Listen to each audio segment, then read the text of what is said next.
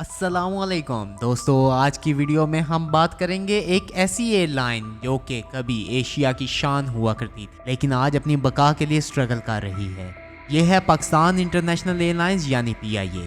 کبھی یہ air line صرف پاکستان کا فخر نہیں بلکہ پوری ایشیا کی انسپیریشن تھی۔ ایمریٹس جیسے جائنٹس بھی PIA کے ویژن کا نتیجہ ہیں، مگر آج PIA خود اپنی آئیڈینٹی اور آپریشنز کے لیے انویسٹرز اور بائرز ڈھونڈ رہی ہے۔ آج ہم اس ایئر لائن کی شاندار ہسٹری اور اس کے ڈاؤن فال کے پیچھے کے اسباب جانیں گے۔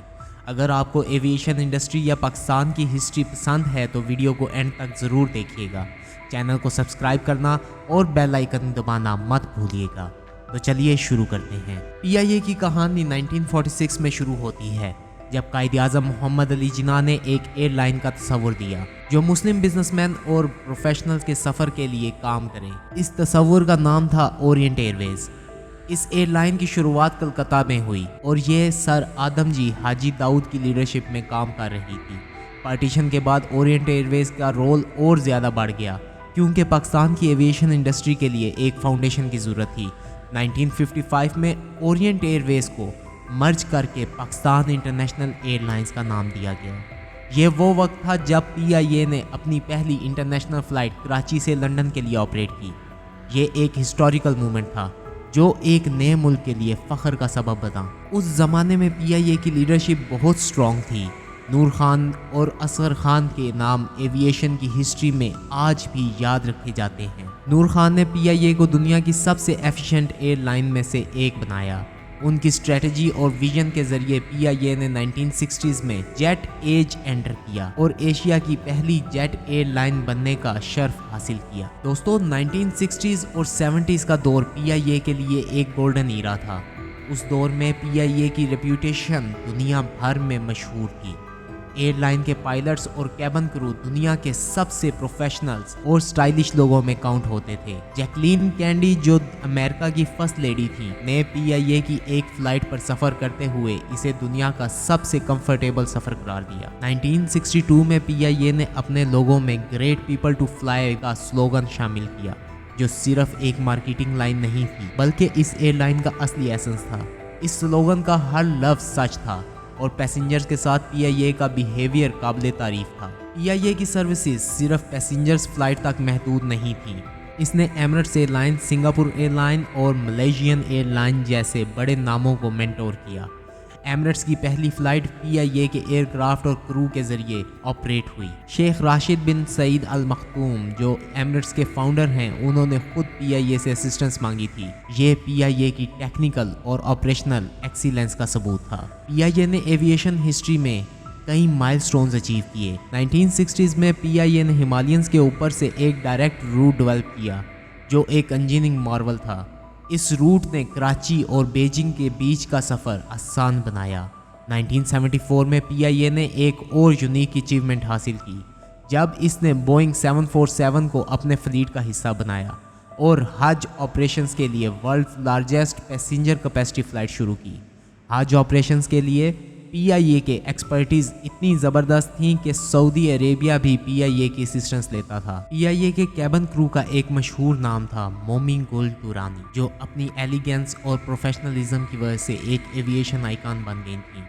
PIA کا امیج دنیا بھر میں ایک لگژری ایئر لائن تھا۔ مگر دوستوں، ہر شاندار کہانی کا ایک ٹریجک ٹرن بھی ہوتا ہے۔ 1970s کے بعد PIA کا زوال کا سلسلہ شروع ہوا۔ یہ ڈاؤن فال کسی ایک وجہ سے نہیں ہوا بلکہ کئی فیکٹر سے مل کر اس ایئر لائن کو نیچے گرایا۔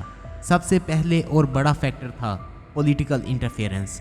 پاکستان کی ہر گورنمنٹ نے PIA کو اپنی پولیٹیکل پرپسز کے لیے ایکسپلائٹ کیا۔ نیپوٹزم اور سفارش کے ذریعے ان کوالیفائڈ لوگوں کو ہائر کیا گیا۔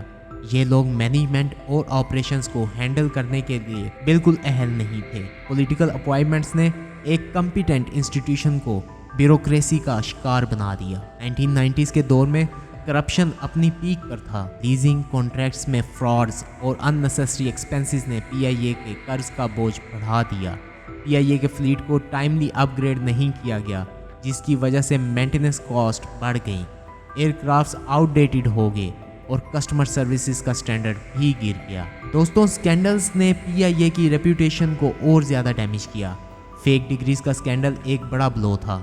जब ये सामने आया कि पायलट्स और स्टाफ के पास असली क्वालिफिकेशन नहीं है तो दुनिया भर में PIA की इमेज ख़राब हो गई। एक और बड़ा मसला था ऑपरेशनल डिलेज और सेफ्टी स्टैंडर्ड्स का ना होना। 2010 के बाद PIA के एयरक्राफ्ट एक्सीडेंट्स और एमरजेंसी लैंडिंग के केसेस बढ़ गए। पैसेंजर्स का ट्रस्ट एयरलाइन पर से उठ गया और वो एमिरेट्स, कतर एयरवेज और इतिहाद एयरवेज जैसे कंपटीटर्स के पास चली गई। आज PIA की फाइनेंशियल पोजीशन बहुत ज़्यादा ख़राब है। PIA पर बिलियंस ऑफ डॉलर्स का कर्ज है। एयरलाइन को चलाने के लिए जो पैसा चाहिए था वो या तो मिसमैनेज हुआ है या फिर पॉलिटिकल मोटिव्स के लिए यूज़ किया गया है। PIA की परफॉर्मेंस का ये हाल है कि 2023 तक एयरलाइन का annual loss 250 million of dollars है। इसकी फ़्लाइट कैंसल्स हो रही हैं, रूट्स क्लोज हो रहे हैं और स्टाफ को सैलरीज देना भी मुश्किल हो गया है।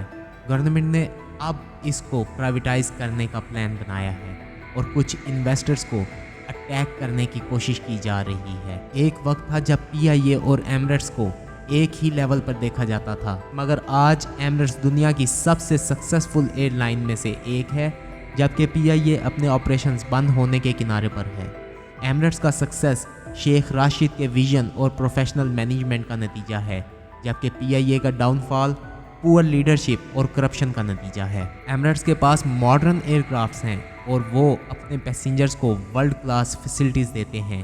PIA के एयरक्राफ्ट आउटडेटेड हैं और इनकी सर्विसेज पैसेंजर्स की एक्सपेक्टेशन से बहुत नीचे हैं। लेकिन दोस्तों, हर कहानी का एक पॉजिटिव टर्न भी होता है। अगर सही रिफॉर्म्स किए जाएं, करप्शन ख़त्म की जाए और कॉम्पिटेंट लीडरशिप को अपॉइंट किया जाए तो PIA फिर से अपने पैरों पर खड़ी हो सकती है। इसके लिए कुछ ज़रूरी स्टेप्स हैं कि PIA को अपने एयरक्राफ्ट रिप्लेस करने के लिए और नए फ्यूल एफिशिएंट प्लेन्स लाने होंगे। पैसेंजर्स के ट्रस्ट को रीगेन करने के लिए टॉप नॉच सर्विसेज ऑफ़र की जाएं। रूट्स को ऑप्टिमाइज़ करना और डिले को मिनिमाइज़ करना बहुत ज़रूरी है। अगर गवर्नमेंट से हटकर प्राइवेट सेक्टर को मैनेजमेंट दी जाए तो एयरलाइन के हालात बेहतरीन हो सकते हैं। दोस्तों, PIA की कहानी एक सबक है, हमें ये समझाने के लिए कि किसी भी इंस्टीट्यूशंस को चलाने के लिए लीडरशिप और विजन कितना ज़रूरी है। PIA एक ऐसी एयरलाइन है जो सिर्फ एक ट्रांसपोर्ट सर्विस नहीं थी, बल्कि पाकिस्तान की एक आइडेंटिटी थी, एक फ़ख्र था। अगर आपको ये वीडियो पसंद आई हो तो लाइक करना ना भूलिएगा और अपना फीडबैक हमें कमेंट सेक्शन में ज़रूर दीजिएगा। चैनल को सब्सक्राइब कर लें, क्योंकि ऐसी और इन्फॉर्मेटिव वीडियोस लेकर हम आपके लिए रेगुलरली आते रहेंगे। शुक्रिया और मिलते हैं अगले किसी न्यू वीडियो के साथ। तब तक के लिए अपना बहुत सारा ख्याल रखें। अल्लाह हाफिज़।